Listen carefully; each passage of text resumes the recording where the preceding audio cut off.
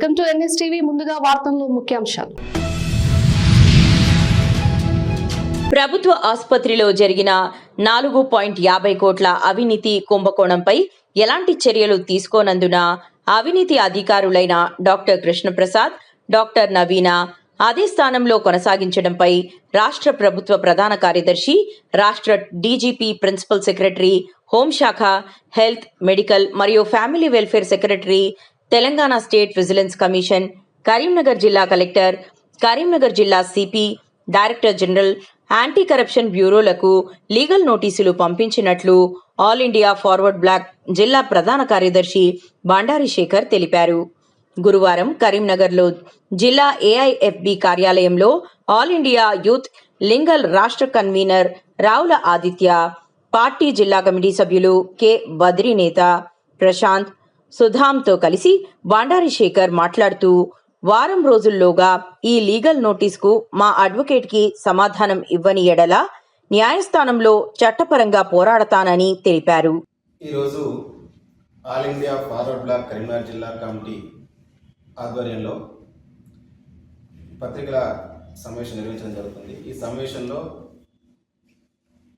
Youth league రాష్ట్ర convener Ravula Aditya, నాతో పాటు పార్టీ జిల్లా కమిటీ సభ్యులు బద్రీనేత, ప్రశాంత్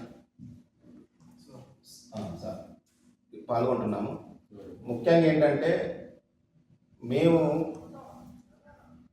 ప్రభుత్వ జనరల్ హాస్పిటల్ కరీంనగర్లో ఉన్నటువంటి ప్రభుత్వ జనరల్ హాస్పిటల్లో జరిగినటువంటి అవినీతి ఏదైతే ఉన్నదో 2021 నుంచి 24 వరకు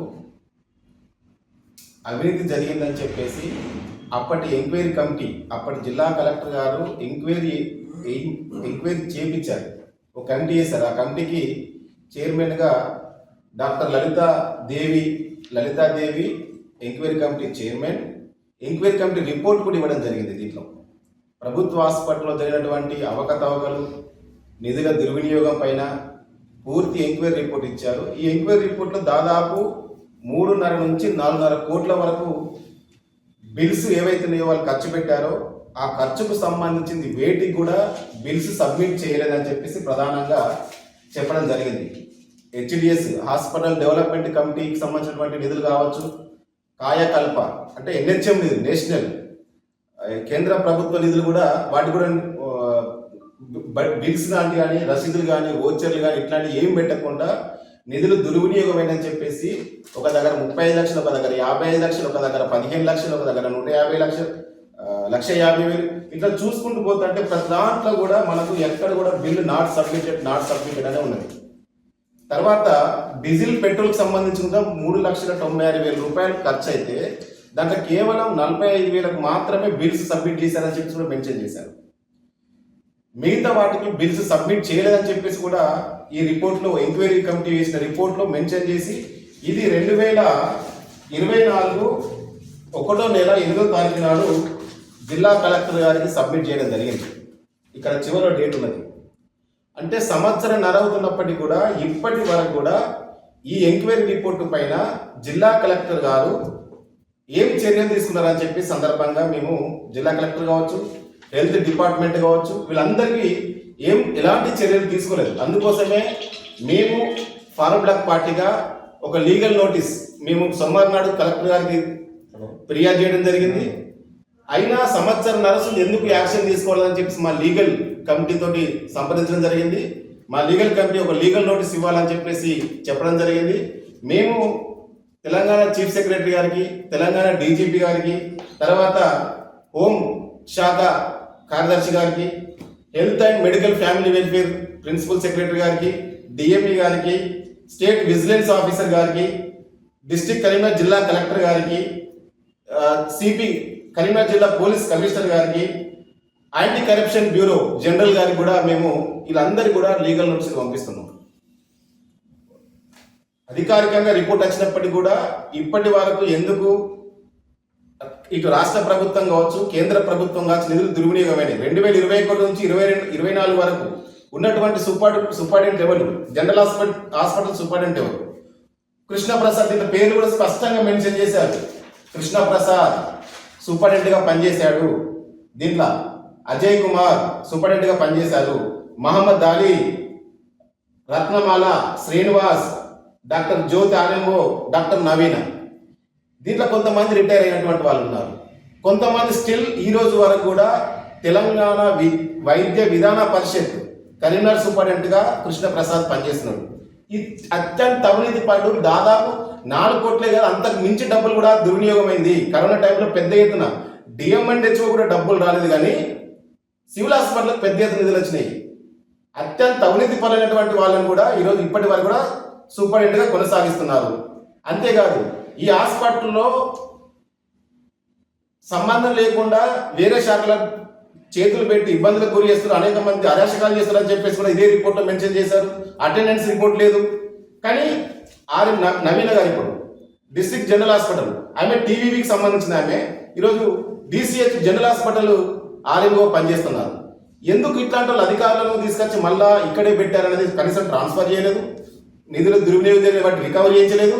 మేమేమంటున్నామంటే వీళ్ళందరి మీద క్రిమినల్ చర్యలు పెట్టి తీసుకోవాలి, క్రిమినల్ చర్యలు తీసుకోవాలి, వీళ్ళందరినీ ఉద్యోగం నుంచి రిమూవ్ చేయాలని చెప్పేసి కూడా ఈ సందర్భంగా మేము డిమాండ్ చేస్తున్నాం. ఖచ్చితంగా దీనిపైన మా అడ్వకేట్ చెప్పిన ప్రకారం వాళ్ళకి అందిన తర్వాత వారం రోజులలో కనుక మా అడ్వకేట్ గారు రిటర్న్ ఇవ్వకపోతే చట్టపరంగా కోర్టు పరంగా ఏమైతే ఉంటాయో ఆ పద్ధతిలో మేము చట్టపరంగా ఈ యంత్రాంగం పైన చర్యలు తీసుకోవడం కోసం న్యాయస్థానాన్ని కూడా ఆశ్రయిస్తాం. న్యాయస్థానం ఎట్లా చెప్తే గట్టనే మేము ముందుకు పోతామని చెప్పి సందర్భంగా తెలియజేస్తాము.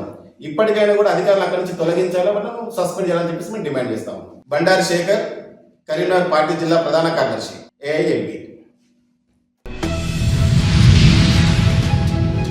శ్రీ ధర్మశాస్త్ర అయ్యప్ప భక్త సేవా ఆశ్రమంలో ఈరోజు ఆలయ వ్యవస్థాపకులు బ్రహ్మశ్రీ టిఆర్ బాలసుబ్రహ్మణ్య శర్మ, శ్రీ గణపతి శర్మచే ఉదయం 5 గంటల నుండి సుప్రభాత సేవ, అయ్యప్ప స్వామివారికి అయ్యప్ప భక్తుల మాలలకు అభిషేకమును నిర్వహించిన అనంతరం స్వామివారికి వివిధ రకాల మహామంగళ హారతులతో అత్యంత వైభవంగా పూజా కార్యక్రమాలను నిర్వహించడం జరిగినది.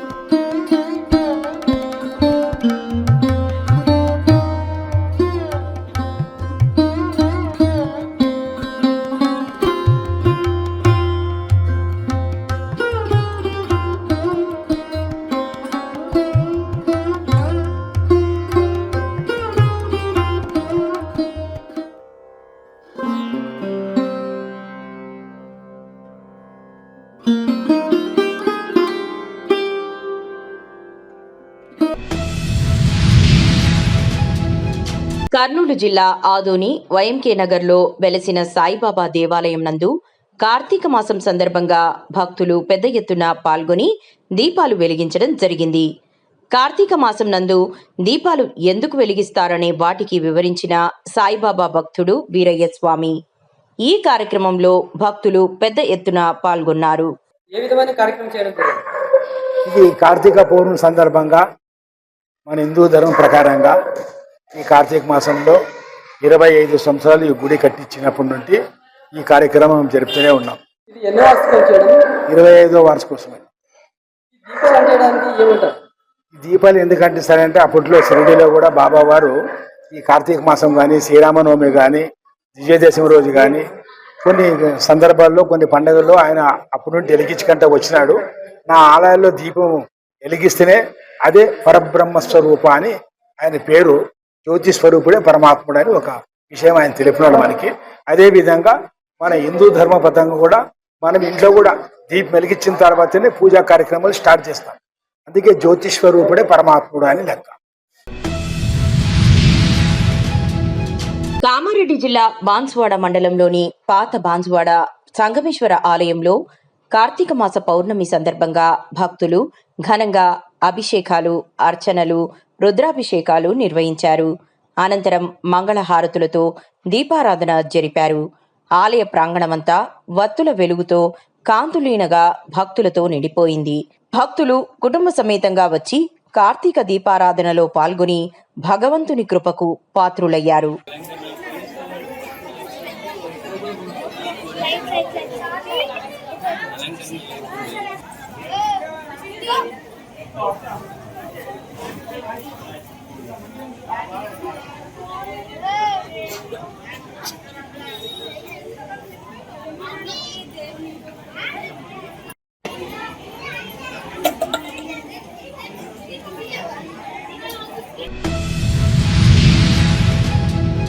కొండాపురం మండలం గాండికోట ప్రాజెక్టు వలన ఎన్నో వేల ఎకరాలకు నీరు వెళ్తుంది.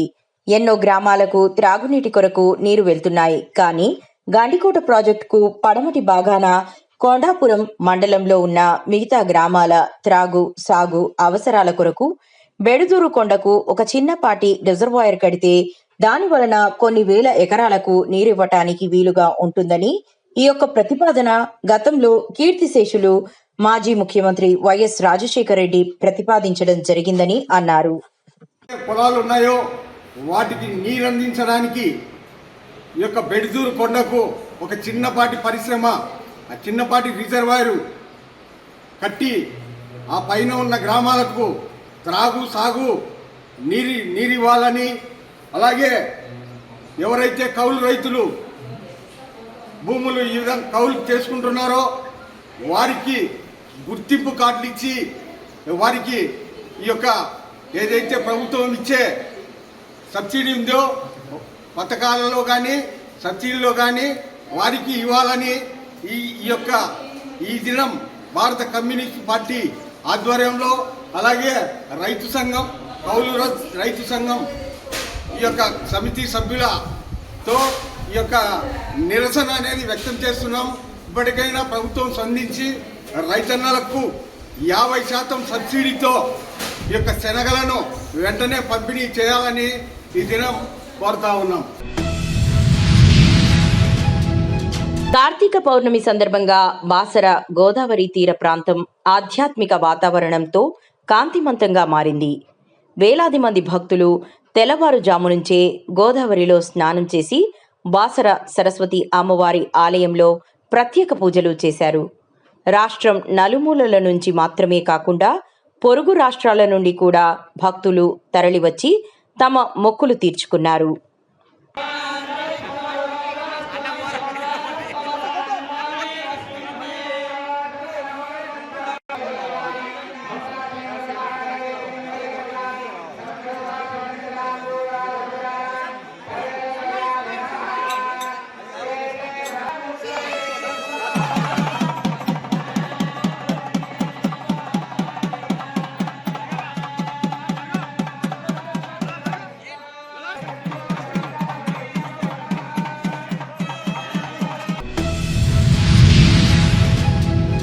పెండింగ్లో ఉన్న ఫీజు రీయింబర్స్మెంట్, స్కాలర్షిప్ బకాయిలు వెంటనే విడుదల చేయాలని 4 రోజుల నుండి కళాశాలల్లో బంద్ చేసిన ప్రభుత్వం నిర్లక్ష్యంగా ఉండటాన్ని నిరసిస్తూ ఈరోజు ఏఐఎస్ఎఫ్ ఆధ్వర్యంలో మంత్రి పొన్నం ప్రభాకర్ క్యాంపు కార్యాలయం ముట్టడి చేయడం జరిగింది.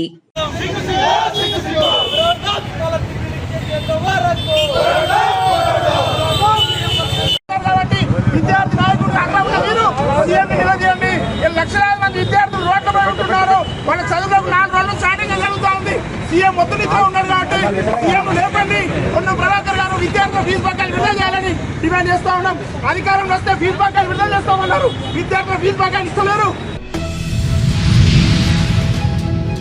నిజామాబాద్ జిల్లా సిరికొండ మండల కేంద్రంలోని కొండూరు గ్రామంలో వరి కొనుగోలు కేంద్రాన్ని పరిశీలించిన జిల్లా వ్యవసాయ అధికారి గోవింద్, అలాగే మండల వ్యవసాయ అధికారి నర్సయ్య, మండల తహసీల్దార్ రవీంద్రరావు, అలాగే రైతులు, అధికారులు ఈ కార్యక్రమంలో పాల్గొన్నారు.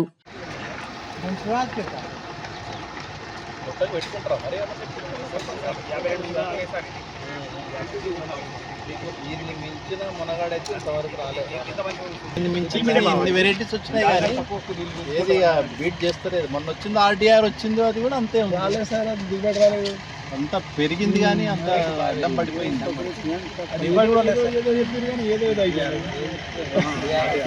అంటే రైతు వరకు వచ్చే వరకు పాస్ అవుతుంది.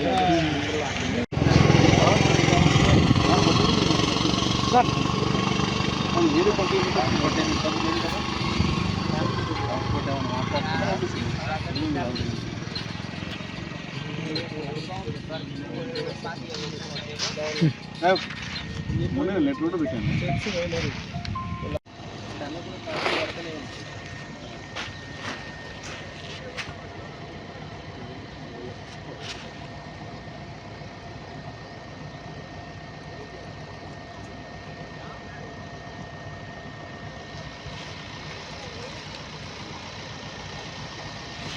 అన్ని సెంటర్లు ఉన్నాయా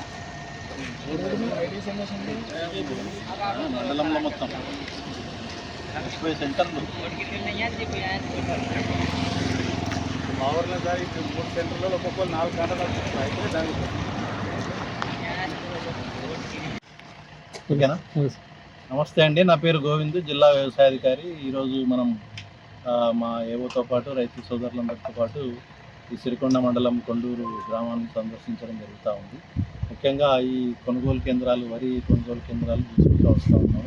దాని గురించి ఇక్కడ సిరికొండలో కూడా చూస్తున్నాం. సుమారుగా 70 కేంద్రాల్లో మనకి వరి కొనుగోలు కేంద్రాలు జిల్లాలో చూస్తూ ఉన్నారు. మన మండలంలో జిల్లాలో వచ్చేసి సుమారుగా 690 సెంటర్లు ఉన్నాయి. ఇప్పటివరకు 450 సెంటర్లు ఓపెన్ కావడం జరిగింది. ఇంకా కొంత ఆర్మూరు, అటు భీమగల్ ఏరియాలో ఇంకా ఈ వారం 10 రోజులు అన్నీ కూడా ఓపెన్ అయిపోతాయి.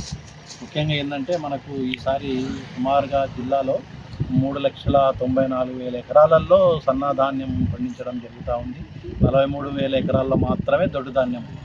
కాబట్టి దీనికి అనుగుణంగా మనం రైతులందరికీ కూడా ఈ తేమ శాతం కానివ్వండి, ఎఫ్ఏక్యూ కానివ్వండి, ఇవన్నీ కొనుగోలు కేంద్రాల్లో తీసుకొని రావడానికి సకల ఏర్పాట్లు చేయడం జరిగింది. గన్ని వ్యాక్స్ కానివ్వండి, తర్వాత రైస్ మిల్ ట్యాగింగ్ కానీ ఇవన్నీ ఎప్పటికప్పుడు ఇస్తూ ఇప్పుడు వచ్చిన వరకు పోయిన వాటికి కూడా బోనస్ కూడా రావడం జరుగుతూ ఉంది. కాబట్టి రైతు సోదరులందరూ కూడా చాలా సంతోషంగా ఉన్నారు.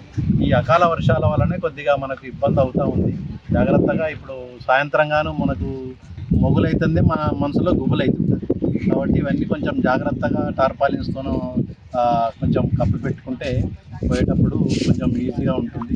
తర్వాత ఏదైనా తడిసిన ధాన్యం ఏమన్నా ఉంటే ఇమ్మీడియట్గా సెంటర్ ఇన్ఛార్జ్ ద్వారా మనం డిఎం సివిల్ సప్లైస్ కానీ డిసిఓ కానీ చెప్పేస్తే ఇమ్మీడియట్గా దాన్ని రైస్ మిల్కి షిఫ్ట్ చేయడం జరుగుతూ ఉంది. ఇంకొకటి, మన జిల్లాలో ప్రధానంగా వరి పంటనే ఎక్కువ పండిస్తూ ఉన్నారు. దానికి అనుగుణంగానే మనం ఇవన్నీ సెంటర్లు ఏర్పాటు చేసుకున్నాం. ఇంకా వేరే ప్రత్యామ్నాయం ఏదన్నా ఉంటే ఆలోచన చేయాలి. మొక్కజొన్న కానివ్వండి, ఆరుతడి పంటలు కానివ్వండి, వేరుశనగ కానివ్వండి. ఇప్పుడు ఆయిల్ పామ్ కూడా ఒక మంచి ఆల్టర్నేటివ్ వచ్చింది. పెద్ద రైతులు ఎవరన్నా 20-30 ఎకరాలు ఉన్న రైతు ఎవరన్నా ఉంటే ఒక 5-6 ఎకరాల్లో ఆయిల్ పామ్ పెట్టుకుంటే ఏమవుతుందంటే ఒక 30 ఏళ్ళ తర్వాత మనకు ఒక 5 ఏళ్ళ తర్వాత దిగుబడి స్టార్ట్ అవుతుంది. ఉద్యోగస్తునికి ఎట్లా జీతం వస్తుందో 15 రోజులకు ఒకసారి మనకు జీతం కూడా రావడానికి అట్లా ఆయిల్ పామ్ బాగా పెద్ద ఎత్తున జరుగుతూ ఉంది. జిల్లాలో సుమారుగా 6,000 ఎకరాల్లో ఇప్పటికే ప్లాంటేషన్ అయిపోయింది. దయచేసి ఈ దిశ వైపు కూడా రైతులు ఆలోచన చేయవలసిందిగా కోరుతా ఉన్నాను. ముఖ్యంగా ఏదన్నా ఇంకా ఇబ్బందులు ఉంటే తప్పకుండా మా అధికారుల దృష్టికి తీసుకొని వస్తే ఇంకా దాన్ని సరిదిద్దుకొని ముందుకు పోవడానికి అవకాశం ఉంది. మోందా తుఫాన్ వల్ల నష్టపోయిన రైతులను ప్రభుత్వం వెంటనే ఆదుకోవాలని చొప్పదండి మాజీ శాసనసభ్యులు సుంకే రవిశంకర్ నియోజకవర్గ బీఆర్ఎస్ నాయకులతో కలిసి గురువారం కరీంనగర్ కలెక్టర్ పమేలా సత్పతి గారికి వినతి పత్రం అందజేశారు. అనంతరం ఆయన మాట్లాడుతూ, గత వారం రోజుల క్రితం కురిసిన వర్షం కారణంగా చొప్పదండి నియోజకవర్గంలో 1000 ఎకరాల్లో వరి పంట దెబ్బతిన్నదన్నారు. రైతులు ఇంత అరిగోస పడుతున్నా జిల్లా ఇన్ఛార్జ్ మంత్రి ఉత్తమ్ కుమార్ రెడ్డి స్వయంగా ఆయనే సివిల్ సప్లై మంత్రిగా ఉండి కూడా కనీసం ఒక్కసారి కూడా రివ్యూ కూడా పెట్టిన దాఖలాలు లేవు. గత బీఆర్ఎస్ ప్రభుత్వంలో నాయకులు ప్రజలతో, రైతులతో మమేకమై స్థానిక సమస్యల పట్ల పూర్తిగా అవగాహనతో ఉండి ఎప్పటికప్పుడు పర్యవేక్షించేవారన్నారు. గత వారం 15 రోజుల నుంచి కురుస్తున్నటువంటి వానలతో ముఖ్యంగా మెంత అనే ఒక తుఫాను ప్రభావం వల్ల మరి పంటలన్నీ నేలకు రాలి నేల కొరిగి ధాన్యం తడిసి మొలకెత్తి రంగు మారినటువంటి సందర్భాలలో రైతులు మరి అన్నమో రామచంద్ర అని ఆలపిస్తున్నటువంటి ఈ సందర్భంలో తెలంగాణ రాష్ట్రంలో అసలు ప్రభుత్వం ఉందా లేదా అనేది ఒక ప్రశ్నార్థకమైనటువంటి సందర్భం వచ్చింది. ఇదే సందర్భంలో ముఖ్యంగా ఈ జిల్లా ఇన్ఛార్జ్ మంత్రి స్వయంగా తను వ్యవసాయ శాఖ మంత్రి, సివిల్ సప్లై మంత్రి ఇంతకుముందు ఇన్ఛార్జ్ ఉండే ఒక ఆయన తుమ్మల నాగేశ్వరరావు ఈ జిల్లా స్వయంగా ఇన్ఛార్జ్ మంత్రి. గతంలో ఉత్తమ్ కుమార్ రెడ్డి గారు సివిల్ సప్లై మంత్రి ఇక్కడ ఇన్ఛార్జ్ ఉండే, ఇప్పుడు సివిల్ సప్లై మంత్రి. మరి ఈ జిల్లాకి ఇంత భారీ నష్టం జరిగినా కూడా ఒక మంత్రి కూడా కనీసం సందర్శనకు రాకుండా రైతులకు భరోసా ఇవ్వకుండా ఎంత నష్టం జరిగింది, మేము రైతులకు అండగా ఉంటామని చెప్పాల్సినటువంటి బాధ్యత గల ఒక ప్రభుత్వం ఇవాళ మరి ఎక్కడున్నారు వీళ్ళు? ఈ జిల్లాకి ఇన్ఛార్జ్ మంత్రి ఉన్నాడా లేడా, కరువు అయిపోయిందా, అసలు ఏంటిది? కరీంనగర్ జిల్లా పరిస్థితి ఒక అనాథలాగా, ఉమ్మడి కరీంనగర్ జిల్లా పరిస్థితే కాదు యావత్ తెలంగాణ కూడా మారిపోయినటువంటి పరిస్థితి మన కళ్ళకు కట్టినట్టుగా కనబడతా ఉంది. మరి ప్రజలు మిమ్మల్ని ఇందుకైనా గెలిపించింది, మీకు ఓట్లేసి గెలిపించినటువంటి రైతులను మీరు మోసం చేస్తున్నారు. ఇలా ప్రజలు అందరూ కూడా మీరు ఏదో చేస్తారని అనుకోని మిమ్మల్ని గెలిపిస్తే కనీసం ఇంత పెద్ద ఎత్తున నష్టం జరిగి తుఫాను వచ్చి తడిసిపోయినటువంటి ధాన్యం, కొట్టుకపోయినటువంటి ధాన్యం, నేలకు వాలినటువంటి వరి, తడిసినటువంటి పత్తి, రంగు మారినటువంటి ధాన్యాన్ని కనీసం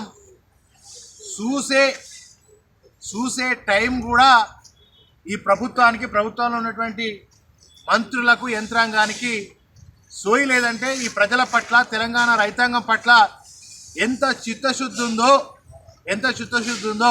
మనకు అర్థమవుతున్నటువంటి సందర్భంలో ఇప్పుడే గౌరవ కలెక్టర్ గారు రేపేదో గవర్నర్ గారు వస్తున్న సందర్భంలో వారు కొంత బిజీగా ఉండి డిఆర్ఓ గారికి, ప్రభుత్వానికి దీన్ని రిప్రజెంటేషన్ బీఆర్ఎస్ పార్టీ పక్షాన ఇవ్వడం జరిగింది. గతంలో కేసీఆర్ గారు ఇలాంటి తుఫాన్లు వచ్చినప్పుడు, వడగళ్ల వాన పడ్డప్పుడు కేసీఆర్ గారే ఇదే కరీంనగర్ జిల్లా, ఇదే నల్లగొండ జిల్లా, ఇదే వరంగల్ జిల్లాకు స్వయంగా కేసీఆర్ గారు ముఖ్యమంత్రిగా తిరిగి అక్కడ రైతాంగానికి ధైర్యం ఇచ్చి, మరి రైతాంగానికి ధైర్యం ఇవ్వడంతో పాటుగా ఎకరాన 10,000 రూపాయల నష్టపరిహారాన్ని అందజేసినటువంటి రైతు బాంధవుడు కేసీఆర్ గారు.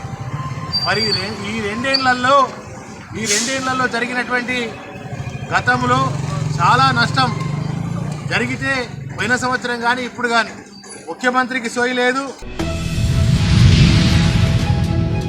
చిత్తూరు జిల్లా పూతలపట్టు నియోజకవర్గం బంగారుపాలెం మండలంకు నూతన తహసీల్దారుగా పదవి బాధ్యతలు చేపట్టిన షబ్బీర్ పాషాను గురువారం మండలంలోని ఈడిగ సంఘం నాయకులు ఘనంగా సన్మానించడం జరిగింది. ఈ కార్యక్రమంలో ఏపీ గీత కార్పొరేషన్ మాజీ డైరెక్టర్ కలిజేటి నీరజాక్షులు గౌడ్, చిత్తూరు జిల్లా ఈడిగ గౌడ సంఘం యువసేన ప్రధాన కార్యదర్శి లేబాకుల మురళీ గౌడ్, బంగారుపాలెం మండలం రేషన్ షాపుల అసోసియేషన్ అధ్యక్షుడు వై సుధాకర్ రెడ్డి, నలగంపల్లి గ్రామ పంచాయతీ సర్పంచ్ షీభా స్వామిదాసు, బీసీ నాయకులు, వరదరాజులు తదితరులు పాల్గొన్నారు.